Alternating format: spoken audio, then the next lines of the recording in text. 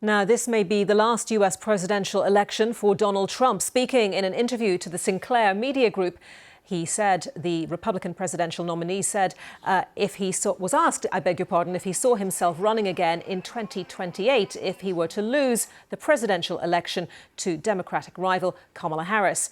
Mr. Trump can only serve another 4 years if he wins, as US law bars presidents from serving more than 2 terms in office. Let's take a listen to some of what he said.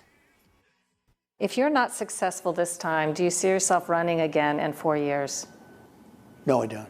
No, I don't. I think that will be it. I don't see that at all. I think hopefully we're going to be successful. Let's join CBS News correspondent Naomi Ruckham, who's in New York. Naomi, good to have you with us. Pretty unusual, isn't it, to hear Donald Trump talking about anything less than winning. Is there a strategy behind these comments? Absolutely. And there is a shift in his persona when he speaks about what could be in 4 years. Anita, good morning. Former President Donald Trump did say on Sunday that he doesn't think he'd run again for president in 2028 if he falls short in his bid to return to the White House this November. He told a journalist he thinks that would be it if he loses. The comment was notable both because Trump seemed to rule out a 4th bid for the White House and because he rarely admits the possibility he could legitimately lose an election. But keep in mind, Trump would be 82 years old in 2028, a year older than President Joe Biden is now. And Trump and many Republicans have criticized President Biden for staying in as long as he did. So it could be seen as hypocritical if he ran again. Anita?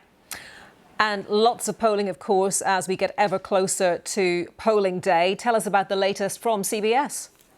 Right. This new CBS polling shows Vice President Kamala Harris has gained a slight edge over former President Donald Trump. The vice president has now moved to the slightest of edges across battleground states, ahead now by just 2 points. And nationally, Harris is up 4 points over Donald Trump. Harris has also made gains with voters who say the economy is a major factor, now just 6 points behind Trump on that issue, which is normally a winning one for him. In general, the vice president does better with voters who have a positive view of the national economy and of their own personal financial situation. This week, Harris is hoping to capitalize on these new numbers with a speech on Wednesday outlining her economic vision for the next 4 years. She's expected to touch on the cost of home ownership and high grocery bills. Former President Trump has been quite critical of his opponent for being slow to release details on economic policy. Anita? OK, Naomi, thank you very much for that. Naomi Ruckham.